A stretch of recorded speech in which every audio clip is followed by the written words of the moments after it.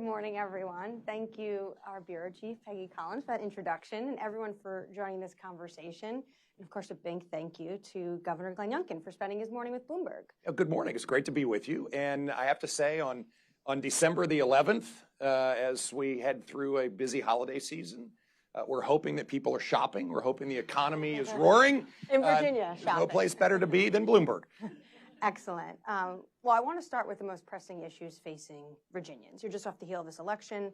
The Democratic Party now has control of the General Assembly. You're gearing up for a trickier budget fight now. And you recently talked about one of your main concerns going into all of this is the cost of living in Virginia. You're talking about shopping. So how are you thinking about addressing these critical economic concerns for Virginians in this divided government? So we've had divided government in Virginia the last 2 years. It's a little bit more divided now than it was. And I look back on the elections in November, and they were incredibly tight. We knew it going in. There had been redistricting, and the redistricting had worked a little bit against us. And these races were divided by hundreds and 500s votes. And so we go in one seat down in our House. We picked up a seat in our Senate, but we're still one seat down in our Senate. And it's going to be the very same kind of work that we did over the last 2 years, which is how do we bring people together around common sense solutions to pressing issues. And we know the most pressing issues today are ones of economic confidence and really the challenges of rising cost of living. Listen, it's just clear over the course of now the last 3 years of the Biden economy, we have seen inflation really run away from a lot of folks. And 60% of Americans are living paycheck to paycheck. And I hear it. I travel around a lot in Virginia. It's one of my big commitments is to get out of Richmond. And what I constantly hear are concerns about the cost of living and is my job safe? And so we are moving into this legislative cycle trying to advance, and I believe we will, the exact same formulas that we brought when we first came in, which is how do we take Virginia, which was coming out of the pandemic when I was elected in 2021 and took office in 2022, bottom third in the nation in job growth, with real concerns with population out-migration, where for 9 straight years, more people had moved away to the other 49 states than to Virginia. And how do we turn that so that Virginia can be one of the winning states as opposed to one of the losing states? And there's a clear reality that there are states around the nation that are winning and there are states that are losing. And the states that are winning have very clear, similar policies of lower taxes and streamlined regulations for pro-business environments, right to work, and a real recognition that we have to create opportunity so that Virginians in this case can fully participate.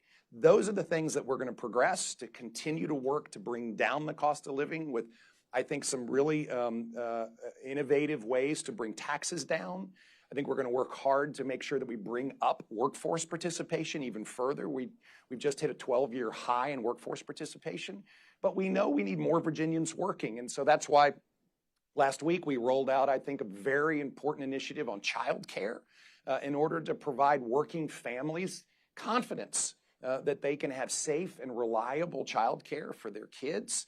When we speak to women and we see survey after survey, one of the top issues in whether they've come back to work or not coming out of the pandemic is reliable child care.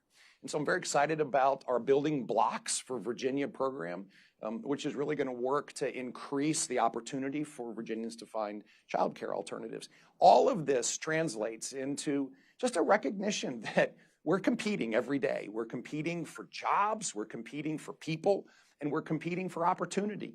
And the last 2 years, I think we've demonstrated we compete well. We have 230,000 more people working today than when we started.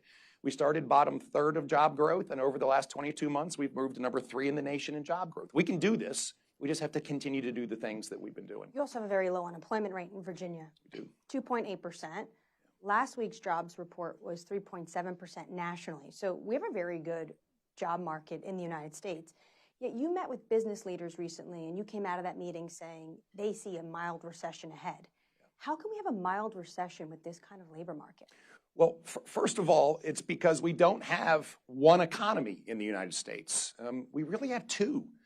We have an economy of winners and an economy, unfortunately, of losers. And like all businesses, and when I was in the business world for 30 years, if you had multiple outlets for a retailer, you would have some of your outlets that were doing really well and some of them weren't doing very well. And yet the aggregate of that represents your performance. Well, the United States is the exact same. And we have many states that are doing very well and other states that are doing poorly. And the reality, of course, is that, as I said earlier, it is the policies that are driving this. Let me just give you an example. Over the last 4 years, since before the pandemic, there's been about 2.5 million jobs created in America up through October. 10 states account for 3 million of those 2.5 million jobs. And 10 other states have lost 1 million jobs during that time period.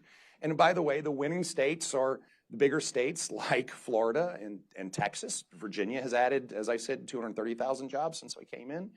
And the states that have been losing jobs truly are the ones that we hear about all the time. California, Illinois, New York. I mean, they've had negative job growth since before the pandemic. This is just a stark reality of the tale of two cities of the American economy. And so there are parts of our American economy that are already in recession. The real estate development side of things is already in recession. We've seen it pull back materially. And so these fears of recession, I think, are well grounded. And I believe that there's real risk next year in a recession. We have a strong job market across many of these states, really led by Republicans. The top 10 states in unemployment are led by Republicans. And by the way, the bottom 10 states, 9 out of the 10 of them are led by Democrats. I mean, this is just real. But I think our next year or two of national economic opportunity is going to be defined by a lot of these most important issues. One, what's happening internationally? And I think we have got more black swan risk internationally than we've seen in a long time. A war in Israel, a war in Ukraine, saber rattling like we have never seen with China towards Taiwan. We are seeing massive challenges with regards to national security around the border and how we handle this just absolute crisis and drug flow and illegal immigration and how we're responding to the pressures it is placing on all of our cities. And yes, we're seeing interest rates that, while I believe the market is hoping that these come down next year, hope is not a strategy. And in fact, there's a big difference between markets and the economy. And in this case, I think interest rates will be higher for longer. I think it has a massive effect. So you don't think the Fed will cut next year? I think that the Fed will cut when we have a recession. And this is the reality of a mild recession that I expect that we will see next year. We're building it into Virginia's plans. And then finally, we've got a real challenge around reaching a budget agreement. And while there have been 2 postponements of this real debate, come January and February, we'll have it again. And I think that there's just a reality of there's a lot of distance between agreeing here. And so those factors all suggest to me that we do have risk of a recession. I hope we don't have one. We continue in Virginia to drive things that are expansive in policy so that we can have more jobs. But at the end of the day, I think that in Virginia, I know this. We are planning for a mild recession next year. I'm going to make sure that we're prepared. And if we don't have one, then Virginians will be a lot better off. You talked about these citizens leaving blue cities and blue states going to red states. You talked about that you're still dealing with inflation caused, I think in your view, by the Biden administration. Yet Republicans keep losing key elections. The Democrats won the General Assembly in Virginia. The Democrats won in Ohio. A Democrat governor won in Kentucky. Deep red. Well, he was an incumbent. in just this round, though, but also there's the midterm election. Everyone thought we were going to see a red wave, and we didn't. Why is that? Well, let me back up. So first of all, I would also add that there's now a new Republican governor in Louisiana. There was a new Republican governor last year in Nevada, and the year before there was a new Republican governor in Virginia. And so there really has been, I think, this centering around elections where we're seeing in purple states like Virginia this push and pull. And Virginia, I think, is very representative of the nation, where we are seeing the redistricting have an impact, but on top of that, very, very tight elections year after year after year. And I think this is representative of America. And it's our job as Republicans, I think, to really cast a vision about how we are going to move forward and build an economic opportunity zone for Virginia and for America. And I think this is our key job. And I believe at points we haven't done a great job doing that. And therefore, that's why I spent most of my time on our campaign, and I, as governor, very clearly articulating what we want to do.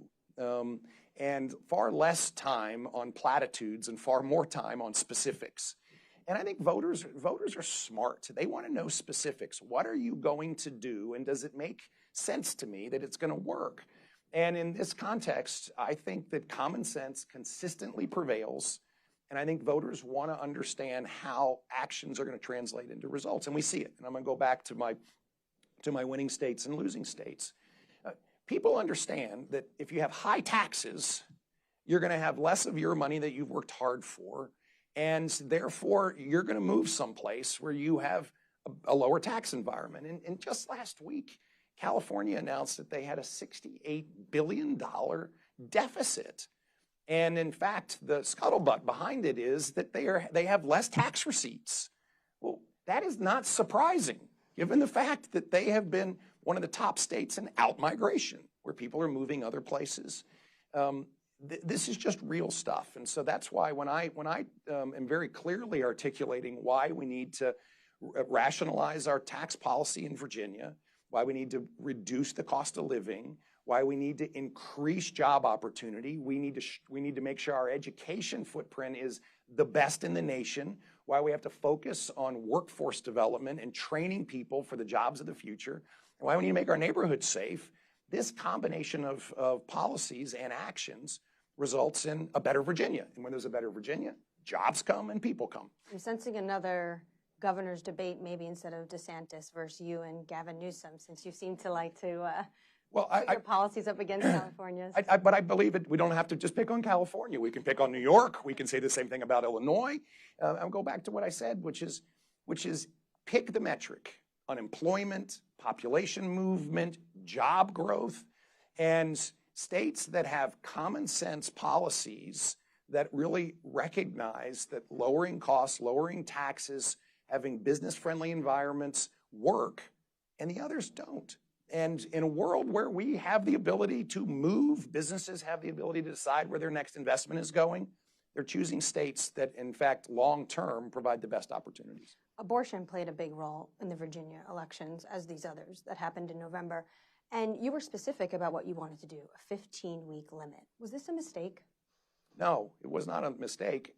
I firmly believe that one of the challenges that we have had as Republicans is we haven't been clear on what we're going to do. And I believe that we can be clear and we can find a reasonable place to land in what is one of the most difficult topics in America, truly one of the most difficult topics in America. And by not being clear on where we would like to go, we allow the Democrats to define us. And I think this is a very important time for Republicans to be clear. The abortion topic in Virginia has been one that's been discussed for a long time. And there was an effort by the progressive left to adopt bills that would extend abortion all the way up through and including birth. And Virginians rejected that. And so we wanted to be very clear that we felt like we had a reasonable position, a place where a baby scientifically has been shown to feel pain, a place that Virginians can come together around a policy that is accepted around the world. It's kind of the European standard. And then finally, a place where we can be very clear that this is what we will do. The challenge in our election, in my view, was one, we were fighting an uphill battle in redistricting just from an absolute number standpoint. And the other side spent $40 million telling everyone that we were going to ban abortion, arrest doctors, arrest mothers, and we had no exceptions. those were all fabricated untruths.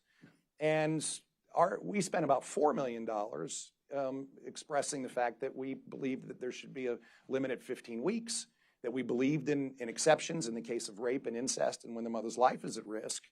And in all candor, I believe that the $40 million of untruths penetrated deeper than $4 million of You think clarity. you lost like the media war and advertising? I think we lost the media war. I do believe also, though, that had we not done what we did, the election results would have been even more skewed towards the Democrats.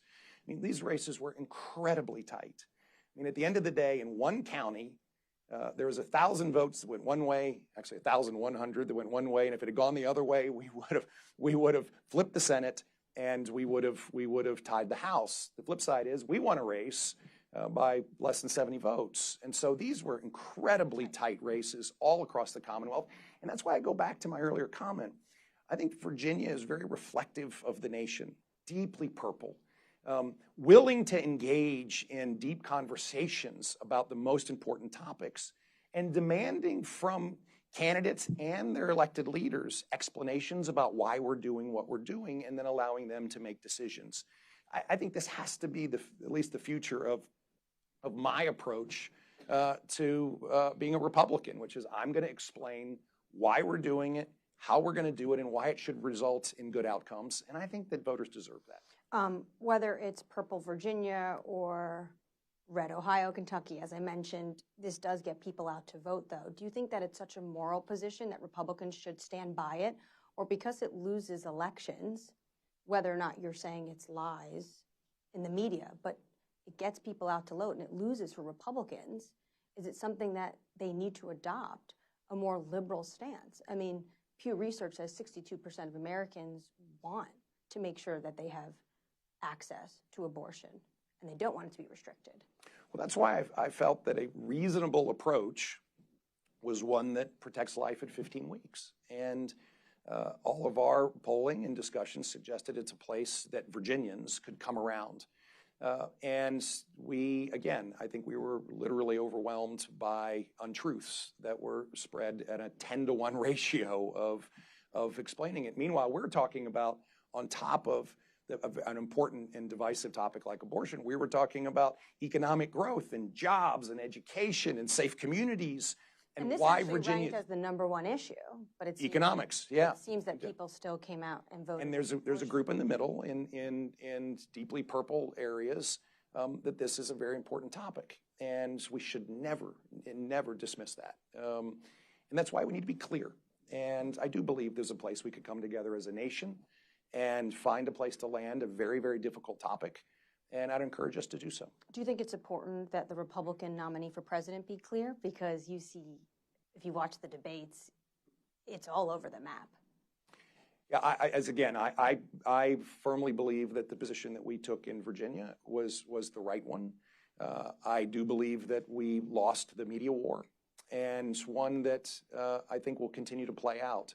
And I will continue to express a hope that we can come together around a reasonable solution, because there are so many important topics as well in growing jobs and opportunity and getting education to the point where we can provide an excellent education for all our kids. We can raise the ceiling and the floor, and we can provide quality child care for families, and we can make sure that we're taking care of our foster kids. And there are so many other topics that we need to make sure that we have great common sense solutions in order to drive forward better lives. And I'm looking forward to that. And so that's why I do believe this is one of these topics that we've got to work to come together as a nation and move forward on. Abortion isn't the only social issue you've been very clear about. You've taken a stance on education. It's what many give you the reason why you won in 2021. You're very clear about that, as well as ESG. And I'm wondering, with what we're seeing, especially over the weekend with the University of Pennsylvania president resigning, now there's tons of calls for the Harvard president to resign. Do you see a thread of what you took on parents being more involved in children's lives and children's education? Is there a cultural issue that you see stemming up even to higher education? Well, the short answer is yes. To unpack that a bit, at the heart of great education are parents being deeply engaged in their children's lives and empowered to do so, and taking on the responsibility to do so. With rights come responsibilities, paired with extraordinary teaching. And we know that when we have parents deeply engaged in great teaching, children can thrive. And so that's where we have been focused, which is empowering parents and asking them to be deeply engaged and making sure that we're supporting an academic framework. We've had the largest education budgets in Virginia, the last 2 budgets I've signed, in the history of the state, so that the resources flow as needed. And we've had 12% pay increases for teachers in the last 18 months. I mean, this is really important. It does translate also into what's happening on our campuses. And I think there's been a real recognition that our campuses have really begun, and it didn't just start recently, but it's been going for a while, to really suppress the whole purpose of a college campus. And that's to be able to express your views in a way that allows the sharing of perspective. And what happened as a result over a number of years is that if you didn't go with the mainstream flow, you were ostracized. Oftentimes you felt canceled. And on top of that, you were worried that you were going to be penalized both in the classroom and socially. And in fact, all the data suggests that we've got real challenges with regards to students feeling comfortable to express themselves. But there is an opposite side to this, which is I will protect our First Amendment right until the day I die. And I actually swore in a Bible that I will protect and defend our Constitution. But that doesn't mean you can say and do anything you want, particularly when you are espousing horrific hate speech and talking about literally annihilating an entire group of people. And this is wrong. And there has to be a very clear understanding that there's freedom of expression, but when it incites violence and encourages truly the annihilation of people, it has to stop. And we need to be clear on this. I believe that, yes, there is a role for judges and lawyers in debating this, but there is a requirement for leaders to stand up and talk about what is right and what is wrong. And these college professors tried to suggest that there was some moment where you could justify extermination speech. There's no justification here. You went to Harvard Business School. Should Claudine Gay step aside? I do believe that there is a real justification for the Penn president stepping down, and I believe the other 2 should come under the exact same scrutiny. What about state and federal funding to these universities? Well, again, I work mostly on state funding. I gathered up our university presidents 2 weeks ago, and we had a symposium on free speech on campus with all of our university leaders, both public and private.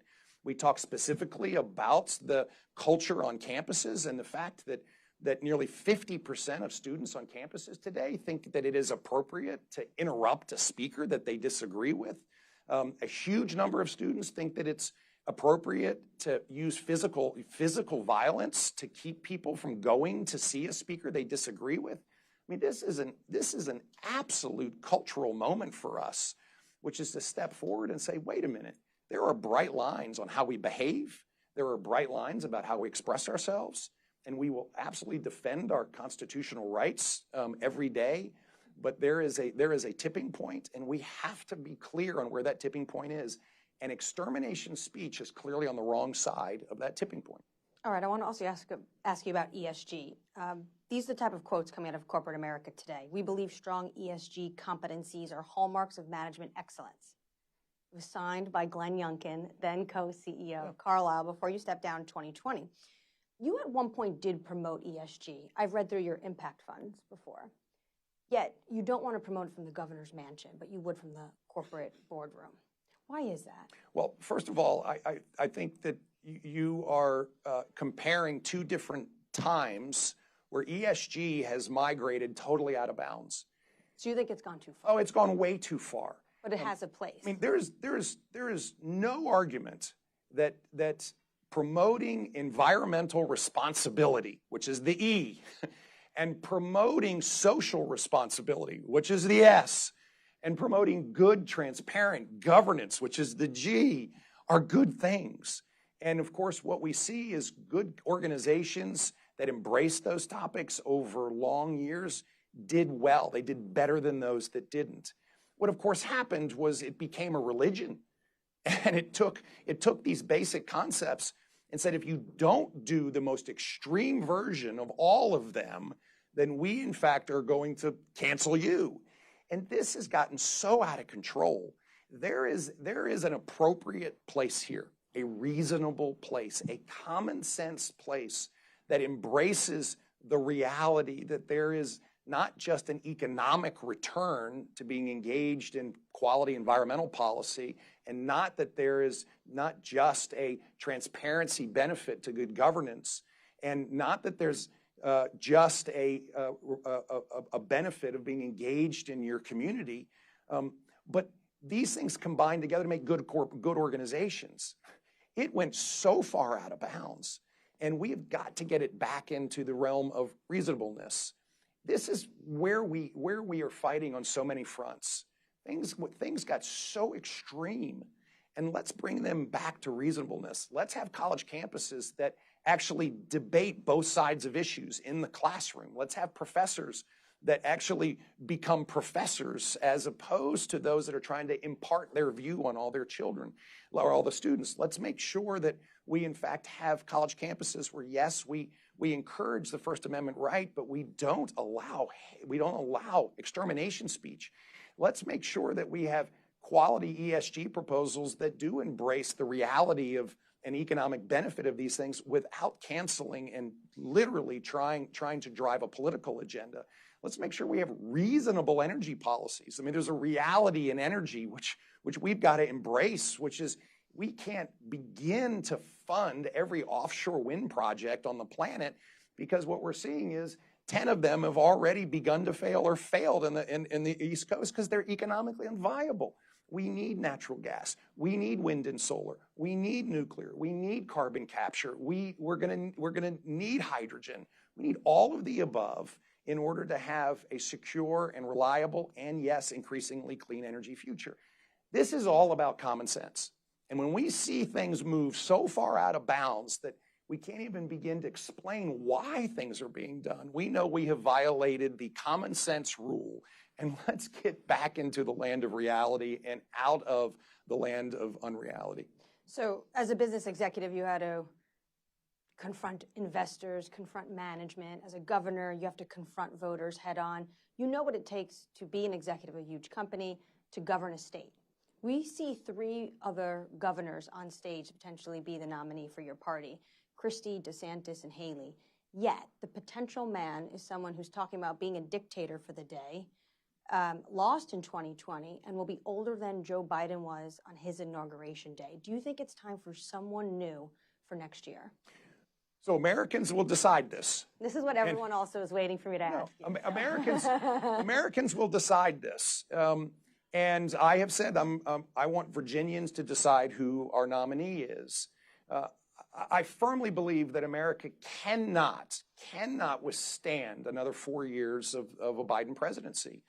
And what we see today are the real ramifications of bad leadership. But it looks like potentially it looks like Biden can beat Trump, but Biden loses by huge margins if you look up, say, him versus Nikki Haley. Well, so have you changed maybe? If your goal is not Biden. I'm the first one to say that polls are polls, and what matters is the number of votes cast. But they've already had a matchup, right? So if your goal is to not have a President Biden, have you had a change of heart and potentially endorsing someone that could beat Biden in a general? Well, first of all, I have been very clear. I will not endorse prior to the Virginia primary. I'm going to let Virginians choose.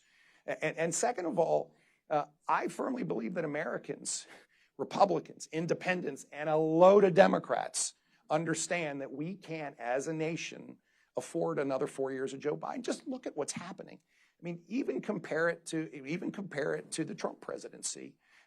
We have got international chaos, truly. War in the Middle East, war in Ukraine, pending and saber rattling and military aggression out of China like we didn't see. We see chaos at the border, true chaos at the border, and no one can deny this. It is chaos in a humanitarian basis. It's chaos from a drug flow standpoint. It's chaos from a national security standpoint. We're watching our economy and we're debating whether we're going to have a recession or not because we now have interest rates we've never seen before because they've had to be raised in order to combat the inflation that he unleashed when everybody knew when you have unfettered spending to the degree that he did, we were going to unleash inflation. He didn't seem to recognize that. So we've got this massive reality that Americans see. And I do believe that at the end of the day, that the Republican candidate will beat Joe Biden. And I think Americans will vote that way because they know that the weakness that he projects, the weakness that he projects around the world and at home has put America's future at risk. And we can't have this again. I mean, you cannot project that kind of weakness internationally. And the aggression that you see from our adversaries, from Iran, from Russia, from China, from North Korea, this is an absolute result of a weak president, and we can't have that again.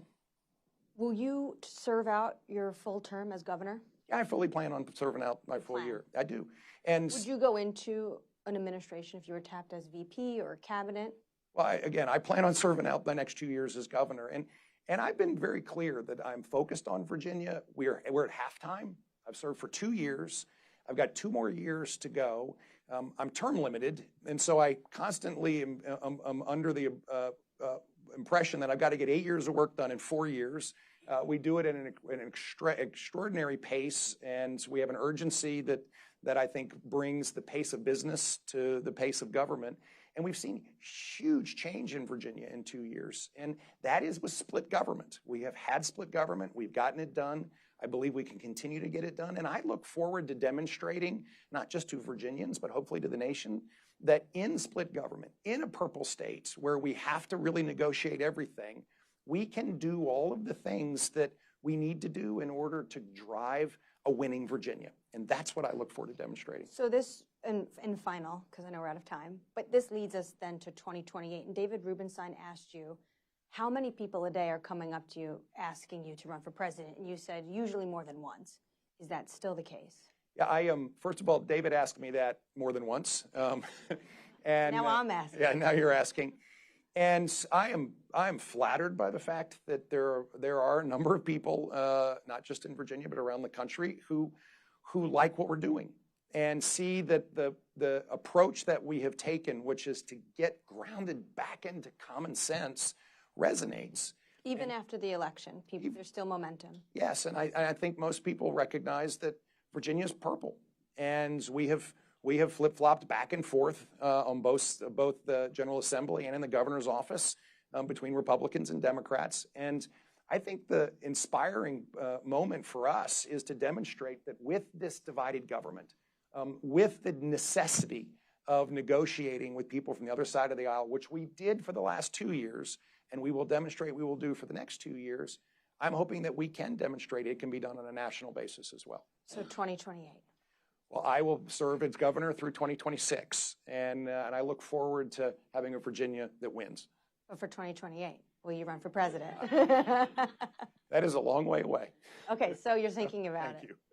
And I have to say that one of the most enjoyable things is when someone very kindly comes up to my amazing wife, Suzanne, who is just an extraordinary partner and a great first lady, and says, what are you thinking about in the future? And she grabs me by the arm and walks me out the back door and says, we'll talk about that later. And so if she were here, she would grab me by the arm and she would say, thank you so much for the interview today. You have to get the wife and the kids on board before you make big decisions. Governor Glenn Youngkin, thank you so much for your time. Great, thank you so much for being with us. Thank you so much. Bless you. Bless you.